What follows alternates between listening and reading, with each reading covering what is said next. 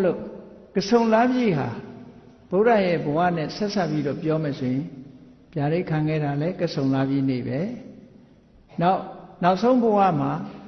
ဖွားတော်မူတာလဲကဆုံလားပြည့်နေပဲဖျားဖြစ်သူရောက်တော်မူတာလဲကဆုံလားပြည့်နေပဲဘဝအဆုံးသတ်ပြီးတော့ပြိဋိဘံစံသွားတာလဲကဆုံလားပြည့်နေပဲလို့ဒါကြောင့်မို့အကျဉ်းချုပ်ပြောမယ်ဆိုလို့ရှိရင်ဗျာဒိတ်တော်ခံဖွားပွင့်စံဗျာဒိတ်တော်ခန္ဓာလဲကဆုံလားပြည့်ဖွားတော်မူတာလဲကဆုံလားပြည့်ဖျားဖြစ်သူရောက်တာလဲကဆုံလားပြည့်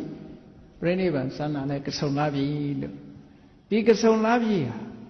ဘုရားဘာသာဝင်တွေအတွက်အင်မတန်မှထူးခြားတဲ့ဘုရားဘဝနဲ့ဆက်ဆက်နေတဲ့လားပြည့်လို့ဒီဘဝတွင်ပြောမယ်ဆိုရင်တော့ဖွားပွင့်စံပေါ့ဖွားတော်မူတာရဲ့ဖျားဖြစ်သူရောက်တော်မူတာရဲ့ပြိဋိဘံစံတာရဲ့၃ခုသို့တော့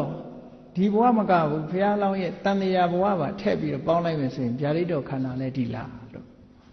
ဘာဖြစ်လို့ဒီလိုပြောရတော့ဆိုဗုဒ္ဓဝင်ပါဠိတော်မှာဘယ်လိုပါတော့ဆိုတာရခဏဝိရောစန္တိအကဲခတ်ပြီးတော့ကြည့်ကြတာနော်ဘေးကနတ်တွေပြမာတွေအဲ့ဒီဗျာဒိတ်ခံတဲ့ပွဲမှာဘုရားကိုပူဇော်ရင်သူ့မိသားရဲ့သိလေးကိုဘုရားလောင်းဆိုပြီးတော့ဝိုင်းဝန်းပူဇော်ကြတယ်အဲ့လိုပူဇော်တဲ့အထဲမှာသူတို့ကလည်းအတီးပြုကြတယ်ဘုရားကဘုရားဖြစ်လိမ့်မယ်အနာဂတ်မှာဘုရားဖြစ်လိမ့်မယ်လို့ဗျာဒိတ်ဟောတဲ့စကားဟာဘယ်တော့မှမလွဲဘူးဆိုတာဘယ်လိုအခြေအနေတွေကိုသူတို့ကြည့်ကြတာတော့ဆိုထူးခြားချက်တွေကိုကြည့်လိုက်တယ်ကောင်းကင်မှာလည်းပဲကျယ်တွေကအံ့ဩစရာကောင်းလောက်သူကနေ့အခါကြီးမှာပဲဖြစ်စီပေါ့ကျယ်တွေအမတန်မှပြည့်စုံတဲ့အချိန်အခါကြီးကောင်းကင်ကကျယ်တွေကတောက်ပပြီးတော့နေကြတယ်နက်ခတ်တွေဟာလည်းထင်းထင်းရှားရှားပေါ်ထွက်လာကြတယ်ညအခါထွက်ပေါ်လာမဲ့လာပြီဝန်းကြီးကလည်းပဲဝိတာခါဆိုတဲ့နက်ခတ်နဲ့ရှင်တွဲပြီးတော့ဖြစ်ပေါ်လာအဲ့ဒါကိုဝိတာခါနက်ခတ်နဲ့ရှင်တွဲတဲ့လဆိုတာကဆုံလားပြီပဲဒါကြောင့်မို့ကဘာမှာကဆုံလားပြီနေ့ကိုဘယ်လိုခေါ်တော့ဆိုဝေဆက်လို့ခေါ်တယ်ဝေဆက်ဆိုတာဝိတာခါကိုပြောတာသူတို့အတန်နဲ့ပြောတယ်ဝိစာခဝေစာခဝေစာခကိုဝေဆက်ဒီလိုခေါ်တာကဘာမှာခေါ်တဲ့စကားဒါအင်္ဂလိပ်စကားမဟုတ်ဘူးအိန္ဒိယဝေတာခဆိုတဲ့စကားလုံးကိုပါဠိစကားလုံးကလည်းဝေတာခပဲအိန္ဒိယကလူတွေရဲ့အတန်ထွက်တဲ့အခါကျတော့ဝေဆက်ဒီလိုအတန်ထွက်တာဝိတာခ2000ပြည့်နှစ်ကကုလသမဂ္ဂ United Nation ကဆုံးဖြတ်ချက်တစ်ခုချဗုဒ္ဓမြတ်စွာဗုဒ္ဓသာသနာတော်ဟာအမြဲတမ်းထူးခြားတဲ့ဘာသာတရားဗုဒ္ဓရဲ့အဆုံးအမတွေဟာထူးခြားတဲ့အဆုံးအမတွေဖြစ်တယ်ဗုဒ္ဓဟာအမြဲတမ်းထူးခြားတဲ့ပုဂ္ဂိုလ်တူဖြစ်တယ်ကဘာကြီးငြိမ်းချမ်းအောင်ကဘာကြီးငြိမ်းချမ်းရုံနဲ့မကဘူးလူတွေရဲ့စိတ်နှလုံးပူလောင်မှုတွေကိုငြိမ်းချမ်းအောင်ဟောပြောနိုင်တဲ့အမြဲတမ်းထူးချွန်တဲ့ပုဂ္ဂိုလ်ဖြစ်တယ်သူမွေးဖွားတဲ့ရက်တွေဟာကဘာမှာယုံပိတ်ရဲ့အဖြစ်အတိမပြုသင့်တယ်လို့အဆိုတင်သွင်းပြီးတော့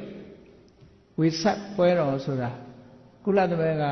ကဘာတစ်ကဘာလုံးကနေအတိမပြုပြီးတော့သတ်မှတ်ထားတဲ့ရက်တစ်ခုဖြစ်သွားတယ် Gazetted Holiday လို့ခေါ်တာ2000တက္ကရာ2000ဟာအခုတက္ကရာ2012ရှိသွားတယ်ဒါကြောင့်မို့တချို့နိုင်ငံတွေမှာကုလသမဂ္ဂရဲ့ဆုံးဖြတ်ချက်အရဆိုပြီးတော့ဝိဆက်ပွဲတွေဆင်ရင်ကျင်းပပြီးတော့နေကြအင်မတန်မှဒီမြတ်စွာဘုရားရဲ့ဂုဏ်တော်ကျေးဇူးတော်တွေကိုအာရုံပြုပြီးတော့လှုပ်တင်လှုပ်ထိုက်တဲ့ပွဲတစ်ခုပဲဘုန်းကြီးတို့သီရိလင်္ကာနေတုန်းကဆိုလို့ရှိရင်ဒီဝိဆက်ပွဲဟာအကြီးကျယ်ဆုံးခုဗမာပြည်မှာကြီးကျယ်နေတာတကြံဖြစ်ဝိဆက်ပွဲတော့တာမန်ညောင်ရည်သုံးပွဲလောက်ပဲဒီလိုရှိကြဒါဖရာဖွားတော်မူတဲ့နေ့လည်းဖြစ်တယ်မြတ်စွာဘုရားရဲ့ဘာတတေးပေါ့ဖွားတော်မူတဲ့နေ့လည်းဖြစ်တယ်နောက်တစ်ခါမြတ်စွာဘုရားဖြစ်တော့ဘုရားဖြစ်သူရောက်တော်မူတဲ့နေ့လည်းဖြစ်တယ်ပြိဋိဘံစံတော်မူတဲ့နေ့လည်းဖြစ်တယ်အင်တမထူးခြားတဲ့နေ့ဒီထဲမှာထပ်ထည့်မယ်ဆိုရင်ဗျာဒိတ်ခံတဲ့နေ့လည်းဖြစ်တယ်ပေါ့ဒါကြောင့်မို့ကဆုံလားပြီဗုဒ္ဓနေ့ဆိုတာအင်တမထူးချွန်ထူးခြားတော့ဗုဒ္ဓဘာသာနိုင်ငံတွေဟာကဆုံလားပြီနေ့တကယ့်ကိုအမှတ်တရ လှုပ်တင်လှုပ်ထိုက်တာ